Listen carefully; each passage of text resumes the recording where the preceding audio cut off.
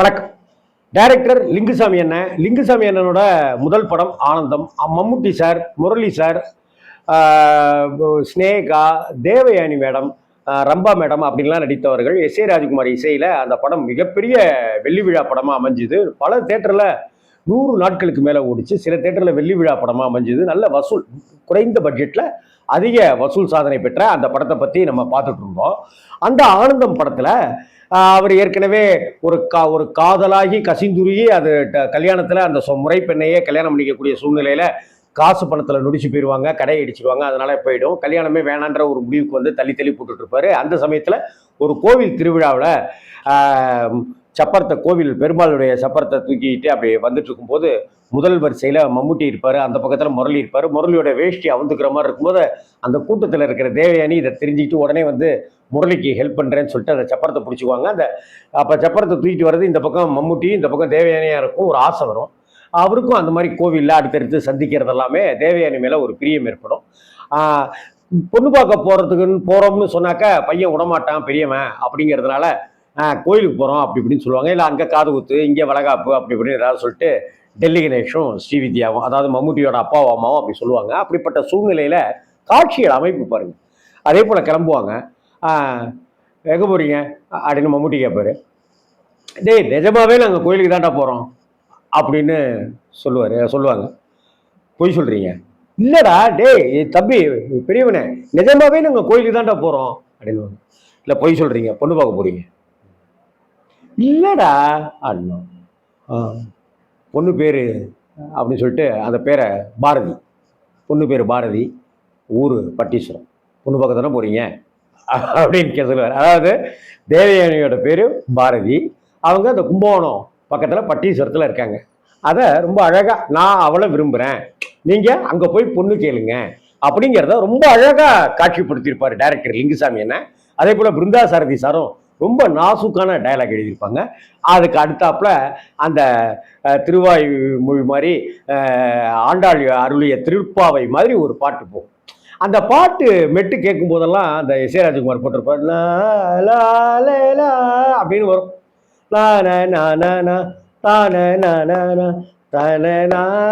அப்படின்னு வர்றது அந்த பாட்டு கேட்கும்போது எனக்கு கோபுர வாசலிலே பிரியதர்ஷன் சார் படமும் அந்த படம் ஞாபகம். படம் மேட்ரு கிடையாது.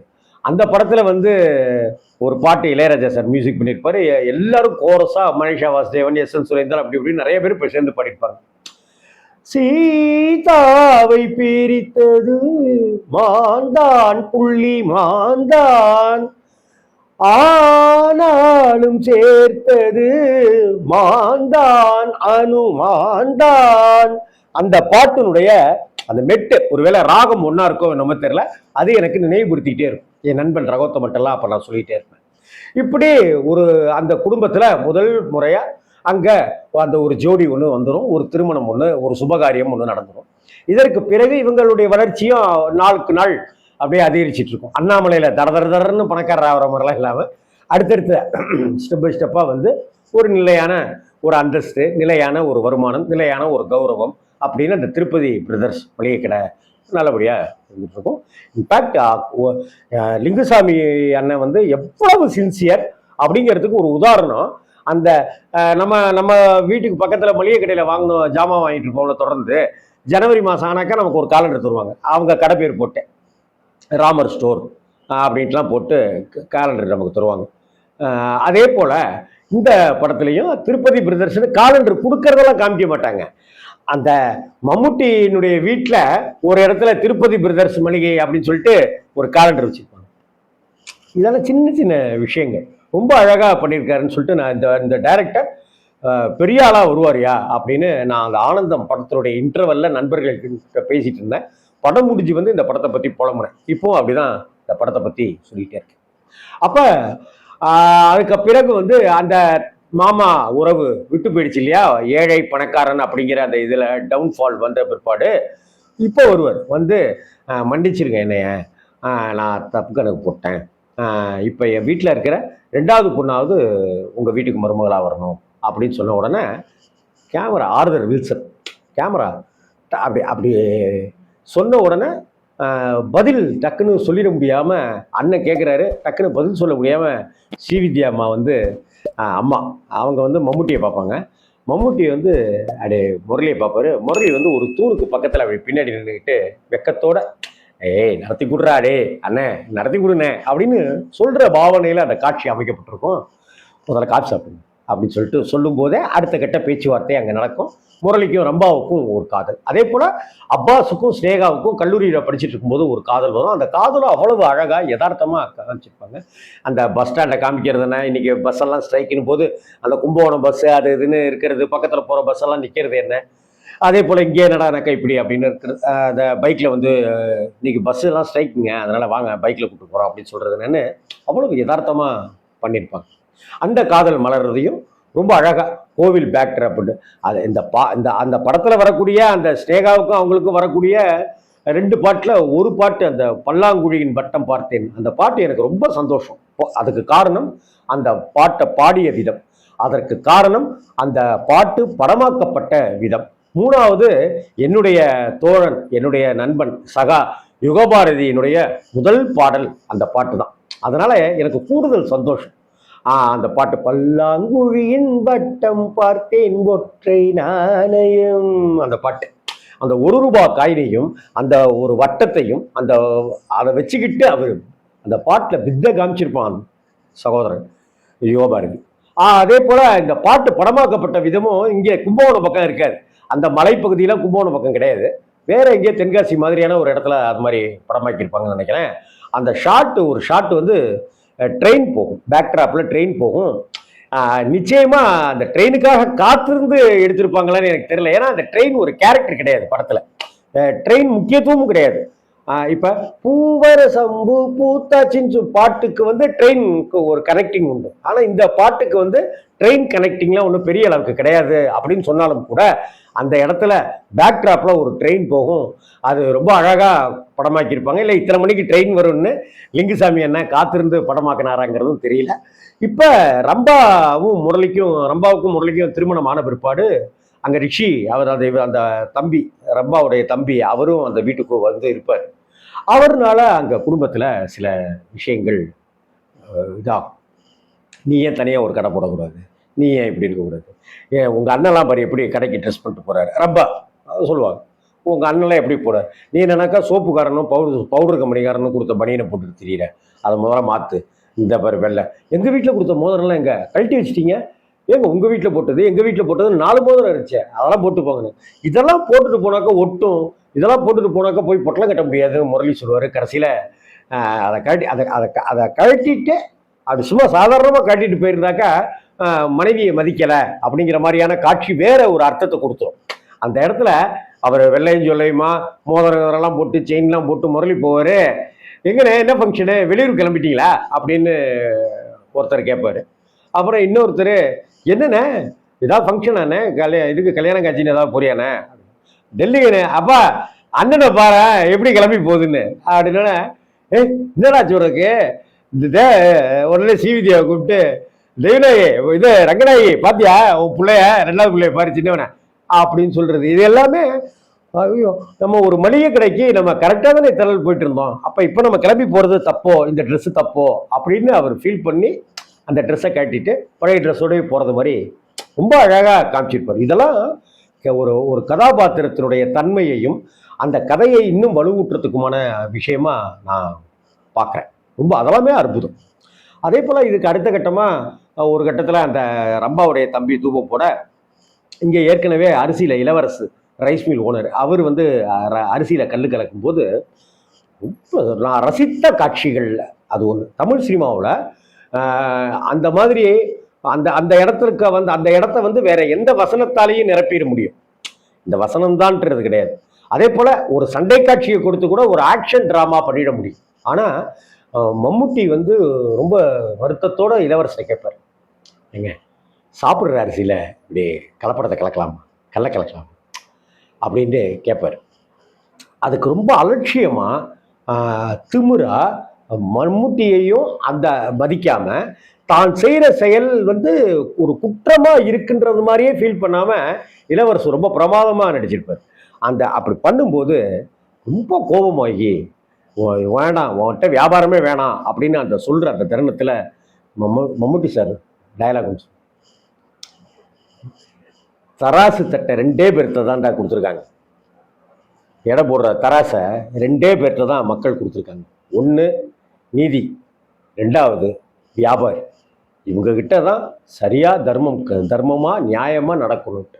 அதுக்கு நம்ம குந்தகம் விளைவிச்சிடவே கூடாதுங்கிற மாதிரியான அந்த உணர்வை தருகிற அந்த வசனம் இருக்குல்ல, நான் தேட்டரில் கிளாப் பண்ண டைலாக், பிருந்தா சாரதியினுடைய டச்சிங்கான டைலாக்.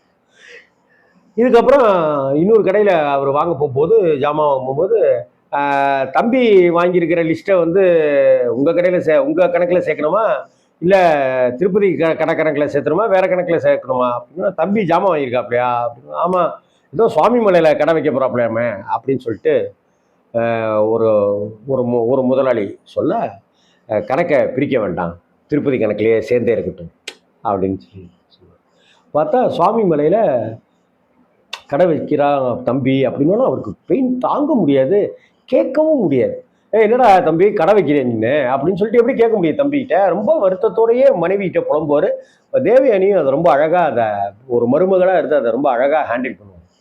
விடுங்க அதெல்லாம் தம்பி அப்படிலாம் செய்ய மாட்டாப்புல, இல்லை ஏதாவது ஒரு காரணம் இருக்கும் அப்படி இப்படின்னு சொல்லிலாம் அதை மம்முட்டி அவனுடைய மனசை வந்து ஆற்றுப்படுத்துவாங்க, அமைதிப்படுத்துவாங்க. ரொம்ப அழகாக இருக்கும். அதுக்கு பிறகு பார்த்தாக்கா சுவாமி மலையில் அந்த கடை ஓப்பன் ஆகும். அந்த கடையில் வந்து அந்த கடையில் மச்சானும் முரளியும் இருப்பாங்க. கடைக்கு ஜாமான ஒரு பாக்கெட்டை போட்டு இது பண்ணிவிட்டு, அநேகமாக சர்க்கரையாக இருக்கும்னு நினைக்கிறேன், அதை உள்ளே உப்பாக இருக்கும், அதை பொட்டெலாம் கட்டிட்டு பாக்கெட்லேருந்து காசு எடுத்து கல்லாவில் வச்சுட்டு, எப்போதுமே எங்கள் அப்பாவும் அம்மாவும் என் கை ராசி, நான் முதல்ல வாங்கினாக்கா அது நல்லா வியாபாரம் செழிக்கும் அப்படின்னு எங்கள் அப்பா அம்மாவும் அடிக்கடி சொல்லுவாங்க. நான் தான் போனி பண்ணியிருக்கேன், உன் கடை வந்து நல்லா வரும் அப்படின்னு சொன்ன உடனே மச்சான் அதிர்ச்சி ஆயிடும், நம்ம ஆடியன்ஸும் அதிர்ச்சி ஆயிடும். ஆமாம், சும்மா வெட்டித்தனமாக இருக்கிறதுனால தான் என்னையும் எங்கள் அண்ணனையும் பிரித்து பார்த்தாலாம் பேசிகிட்டு இருக்கேன், இப்படி ஒரு குழப்ப பார்த்துட்டின்னு வையேன் அது மாதிரிலாம் இருக்காது அப்படின்னு சொல்கிற அந்த காட்சியும் அண்ணன் தம்பி உறவை வந்து இன்னும் வளப்படுத்திக்கிட்டே இருக்கும். நமக்கு ஒரு தம்பி இல்லையடான்னு. இந்த படம் பார்த்துட்டு எனக்கு கூட பிறந்த அண்ணன் தம்பி கிடையாது, எங்கள் அக்கா ஒருத்தி தான். இந்த ஆனந்தம் படம் பார்த்துட்டு அட நம்ம அம்மா மாதிரியே ஸ்ரீவித்யா இருக்காங்களே, நம்ம அப்பா மாதிரியே ஒரு அப்பாவித்தனமான அப்பா, நம்ம அப்பா மாதிரியே தான் இந்த அப்பாவும் இருக்காரு, அடைச்சா நம்ம மம்முட்டி மாதிரி நமக்கு ஒரு அண்ணன் இருக்கக்கூடாதா, இல்லை மம்முட்டியை போல ஒரு அண்ணனா தம்பிகளுக்கு பாசம் காட்டுற ஒரு அண்ணனா நாம் இருக்கிறதுக்கு தம்பிகள் இல்லையே, நமக்கு இப்படி ஒரு தம்பி இருக்கக்கூடாதா, முரளியாக இருக்கக்கூடாதா, அப்பாஸாக இருக்கக்கூடாதான்ட்டுலாம் நான் அப்படிலாம் ஆசைப்பட்டிருக்கேன். இப்படி ஒரு ஆசையை கொடுக்கறது தான் ஒரு சினிமாவாக இருக்க முடியும், ஒரு கதையாக இருக்க முடியும், ஒரு உண்மை கதையாக இருக்க முடியும். அதுதான் வந்து இந்த படத்தினுடைய பலமாக நான் பார்த்துக்கிட்டே வரேன். பலம் ஏறிக்கிட்டே போகும் இந்த படத்துக்கு. அதே போல் முரளிக்கும் மம்முட்டி சாருக்கும் அதாவது அந்த அண்ணன் தம்பிக்கும் இடையிலான ஒரு விஷயம். அதே போல் அங்கே தேவயானிக்கும் ரம்பாவுக்கும் நடக்கிற அந்த இது தேவயானிகிட்ட அது மாதிரி இருக்காது. இன்ஃபேக்ட் ரம்பாகிட்ட அந்த எண்ணம் இருக்கும். உதாரணத்துக்கு ஒருத்தங்க, அம்மா பால் வேணுமா குழந்தைக்கு அப்படின்னு சொல்லிட்டு, இது வீட்டுக்கு சொந்தக்காரங்க வந்திருக்காங்க, பால் வேணும்னு ஒரு அம்மா வந்து கேட்க, பால் இல்லைங்கன்னு ரம்பா சொல்லிடுவாங்க. அவங்க போன பிற்பாடு அந்த அம்மா நின்றுட்டே இருப்பாங்க. என்னம்மா வேணும்னா, பால் கேட்டேன் அப்படின்னா, இருங்க அப்படின்னு சொல்லிட்டு பாலை மொத்தத்தையும் கவுத்து இந்தாங்க அப்படின்னு சொல்லி கொடுத்துருவாங்க. அப்படி கொடுத்த உடனே அன்னைக்கு நைட்டு ரம்பாவுக்கு குழந்தை பிறந்திருக்கும். அந்த ரம்பாவோட குழந்தை வந்து அழும். ஏன் அப்படி குழந்தை அழுவுது என்னன்னாக்கா, பாலை கொடுங்க டக்குன்னு, பால் இருந்தால் கொடுத்துட மாட்டேனா அப்படின்னு ரம்பா சொல்ல, அந்த மிட் நைட்டில் அங்கே ஒரு கசமுசா ஒன்று நடக்கும். அப்போ நீ எடுத்து பால் குழந்தைக்கு வேணும் அப்படின்னு சொல்லியிருந்தாக்கா நான் வந்து கொடுக்காமலே இருந்திருப்பேனே அப்படின்னு தேவயானி சொல்ல, இங்கே உடனே மம்முட்டி வந்து அந்த சூழ்நிலையவே அமைதிப்படுத்துவார். நான் தான் இல்லை இருந்த அம்மாட்ட சொல்லியிருக்கேன்ல, நீ எப்படி பால் கொடுக்கலாம் அப்படின்னு ரம்பா கேட்க, அப்போ எனக்கு என்ன மரியாதை இந்த வீட்டில் அப்படிங்கிற டோனில் அவங்க பேச்சு போகும். நீங்களும் தான் யார் வந்தாலும் என் மூத்த மருமக அப்படி இப்படின்னு கொண்டாடுறீங்க அப்படின்னு சொல்லிட்டு தேவயானியை கொண்டாடுறீங்கன்னு ஸ்ரீவித்யாவை கேட்கும்போது, என்ன பேச்சு பேசுகிறம்மா, அவள் வெளியாளுமா, அவள் வேத்து பொண்ணு, வேத்து வீட்டிலேருந்து நம்ம வீட்டுக்கு வந்திருக்கிற பொண்ணு, நீ எங்கள் அண்ணன் பொண்ணுமா, நான் உன்னை என்ன நம்ம வீட்டுக்கு குழந்தைடா நீனு, எவ்வளோ அழகான டைலாக் வருங்க அப்படின்னு ஸ்ரீவித்யா சொல்லுவாங்க. அப்புறம் ஆனால் அவங்களால அதெல்லாம் ஏற்றுக்கவே ஜீரணிக்கவே முடியாது ரம்பாவால். இந்த கசமுசாவை வந்து மம்முட்டி வந்து ஒரு சத்தத்தில் அப்படியே நிப்பாட்டுவார். அந்த சத்தம் என்னன்னாக்கா, எப்போ வேணாலும் நான் சொல்லியிருக்கேன்ல, காசுக்கு ஆசைப்பட்டு நம்ம பால் வியாபாரம் பண்ணக்கூடாது, நமக்கு போக தான் பால் வந்து மற்றவங்களுக்கு விற்கணும் அப்படின்னு நான் சொல்லியிருக்கேன்ல. அது அப்படி என்ன நீ பண்ற நீனு அப்படின்னு அந்த பாபா லட்சுமணனை கேட்பாரு. அடுத்து ஓ பாபா லட்சுமணன் தான் இப்படிலாம் பண்ணிட்டாரு போல இருக்கு, இல்ல தேவயானி பண்ணின தவிர வந்து மம்முட்டி இப்படி மறைக்கிறாரு போல இருக்கு அப்படின்னு பார்த்தாக்கா அடுத்த சீன் நம்பர் 42 வச்சுக்கங்களேன். 42A அப்படின்னு ஒரு சீன் வச்சிருப்பாரு லிங்குசாமி சார். அந்த சீன்ல அந்த லம்பாவுடைய தம்பி கேரக்டர் வந்து பாலெல்லாம் எடுக்கும்போது, ஐயா விடுங்கய்யா, நீங்க பாட்டுக்கு வந்துட்டு என்னமோ தப்பா பண்ணிட்டு போறீங்க, நேற்றுக்கு காசு ஆசைப்பட்டு பால் கேட்ட இடத்துலலாம் கொடுத்துட்டீங்க, அதனால வீட்டுக்கே பால் இல்லைன்னு ஐயா வெஞ்சார் பார்த்தீங்கல்ல, அதெல்லாம் இது மாதிரிலாம் செய்யாதீங்க, இது என் வேலையில மண்ணள்ளி போட்டுறீங்க, உங்க வேலையை நீங்க பாருங்க, என் வேலையில நீங்க தலையிடாதீங்க அப்படின்னு சொல்லும்போது தான் அந்த இடத்துலையும் குளறுபடிக்கு காரணம் ரம்பாவுடைய தம்பி தான், முரளியோட மச்சனம் தான் அப்படின்னு தெரியும். இப்படி காட்சிக்கு காட்சி ஒன்றன் பின் ஒன்றா இருக்கும். அதே போல படிச்சிருவாரு, பட்டம் வாங்கிடுவாரு. அதுக்கப்புறமா டெல்லியில அவருக்கு ஒரு வேலை கிடைக்கும் அப்பாஸ்க்கு. அப்படி அப்பாஸ்க்கு வேலை கிடைச்ச உடனே உனக்கு வேலை கிடைச்சிருக்கடா அப்படின்னு சொன்னாக்கா நான் போக மாட்டேன் அப்படின்னு. ஏன் அப்படின்னாக்கா ஏன் அப்படிங்கிறதுக்கு வந்து உங்களெல்லாம் விட்டுட்டு நான் போக முடியுமா அப்படின்னாக்கா அந்த டைலாக் உன்னை விட்டு என்னால் பிரிஞ்சிருக்க முடியாதுன்னு அந்த அன்பே சிவம் படத்துல ஒரு டைலாக் மதன் சார் எழுதியிருப்பாரு, அது ரொம்ப பிடிக்கும். படத்தினுடைய கிளைமாக்ஸ்ல வந்து அந்த கம்யூனிஸ்ட் ஆஃபீஸில் வந்து கமலை கூட்டிகிட்டு போவார், கல்யாணத்துக்கு நீ வரணும், நீங்கள் வரணும், ஏன்னா நீங்கள் எனக்கு அண்ணன் அப்படின்னு மாதவன் சொல்லுவார். உடனே கமல் ரொம்ப நெகிழ்ந்து போயிடுவார். யாருமே இல்லாமல் இருக்கிற அந்த கமலுக்குள்ளார ஒரு ஒரு ஒரு தம்பியாக ஒருத்தன் வரானேங்கிற அந்த ஒரு சந்தோஷம் நெகிழ்ச்சியோட கமல் கேட்பார். இத்தனால ஏன் சொல்லலை அப்படின்னு கமல் கேட்பாரு. உடனே மாதவன் இதென்ன அடிக்கடி சொல்லிகிட்டே இருக்கிறதுக்கு எதனா ஐ லவ் யூவா அசிங்கமாக சொல்லிகிட்டே இருக்கிறதுக்கு அப்படின்னு சொல்லிட்டு சொல்லுவார். ரொம்ப அழகான டைலாக் மதன் சார் அன்பே சிவத்தில் எழுதியிருப்பார். அதே மாதிரி உங்களெல்லாம் விட்டுட்டு போக முடியுமா, அம்மா விட்டுட்டு போக முடியுமா, அப்பா விட்டுட்டு அண்ணனை விட்டுட்டு அப்படி இப்படிலாம் டைலாக் இருக்காது. நான் போக மாட்டேன், என்னை பிரிச்சு பார்க்குறீங்களா, நான் போகணும்னு நினைக்கிறீங்களா அப்படி இப்படின்னு. ஆனால் அந்த காட்சியினுடைய அந்த ஆழத்தை டயலாகே இல்லாம வேற ஒரு முகபாவனைகளாலையும் இயக்கத்தினாலையும் நாங்க தாண்டா படிச்சு என்ன இங்க வந்து கடையில வந்து உட்கார புரியா, நாங்க படிச்சு கஷ்டப்பட்டு உன்னை படிக்க வச்சதே நீ நல்லபடியா உத்தியோகத்துக்கு போகணும், நல்லபடியா சம்பாதிக்கணும், செட்டில் ஆகணும் தான்டா, இப்படி எங்களை போல நீ கஷ்டப்படக்கூடாதுன்னு தான் உங்களை நான் வேற வேலைக்கு அனுப்புறேன் அப்படின்னு சொல்லிட்டு நீ கிளம்பு அப்படின்னு சொல்லி. ஒரு பக்கம் காதலியை விட்டுட்டு போக முடியல, ஒரு பக்கம் இந்த பாசத்தோட இருக்கிற அந்த குடும்பத்தை விட்டுட்டு புரிய முடியல. அதுக்கப்புறம் ஒரு கட்டத்தில் அங்கேருந்து ஃபோன் பேசுவார், டெல்லியோ பாம்பேயோ அங்கேருந்து ஃபோன் பேசுவேன். அப்படி பேசினாக்கா செலவே வந்து 2000 சில்லறையோ என்னமோ ஆயிருக்கும். ஃபோன் எஸ்டிடி பூத்தில் பேசின செலவே.